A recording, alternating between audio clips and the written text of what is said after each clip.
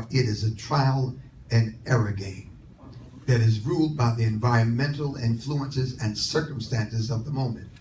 Likewise, in the absence of purpose, time has no meaning. Energy has no reason, and life has no precision. Therefore, it is essential that we understand and discover our purpose, that we can experience an effective and fulfilling and rewarding life.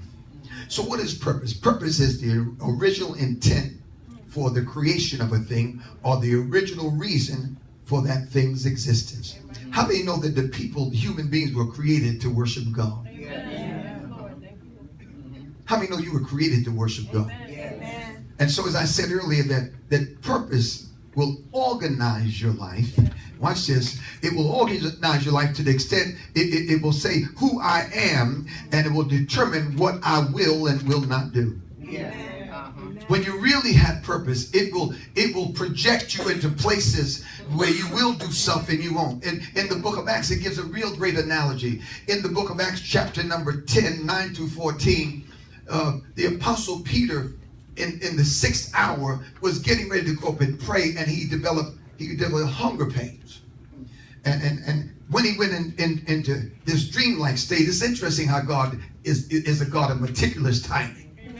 He made him hungry. He was hungry before he went in the dream, and while he was in the dream, God was going to show him some food.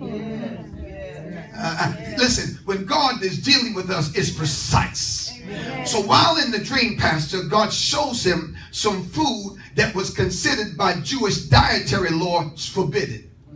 And even in the dream, in his subconscious state, he heard a voice from heaven says, eat. And while he was asleep, he said, I ain't eating none of that. I wish I had a witness in here. What a profound conviction. How many here have had dreams? And in the dream, you did something that you wouldn't have done in the natural. Now, I got to go over here because, see, y'all is acting like y'all ain't never done nothing. In the dream, you got sloppy drunk and you ain't had you hadn't drank in 20 years, but in the dream, you got sauced. In fact, woke up with a hangover. Walk with me. In the dream, there was weed everywhere. And you were like Nancy Reagan, say no to drugs. But you always wanted to know what it was like to get high. And since you never had the courage to do it while you was conscious, while you was asleep, you did it. Anybody hear what I'm saying? But in the text here, Peter was so purpose-driven that even in his subconscious, not even a voice from heaven could make him do what he shouldn't do. And how many know that there's some things that you and I shouldn't do? Oh, I feel like preaching now, Doc.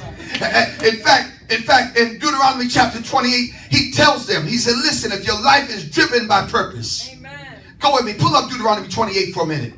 He said, if your life is driven by purpose, purpose will guide you. It will organize your life. It will organize your life, and it will guarantee what the end results might be. He said, watch this. He said, if you are my people, he said, it shall come to pass, if you hearken diligently unto my voice, the God to observe and to do all his commandments, which I command this day, that the Lord thy God will set thee high above all nations of the earth. And all these blessings. Remember, Israel was to be an example, a paradigm of what God was going to do with the heathens or the Gentiles. So he said, the purpose that I have for you is established. And this purpose will organize what it is you're doing. All right. He said, watch it. He said, all these blessings shall come upon thee and overtake thee. If you should just hearken unto the voice of the Lord thy God. Verse 3. He said, blessed shalt thou be in where? Blessed shalt thou be where? So it doesn't matter where we are at. Purpose will organize us to the cashier line. I dare you to give your neighbor a high five. Say, neighbor, if you're living a life of purpose, you'll always come out on the right side of the road.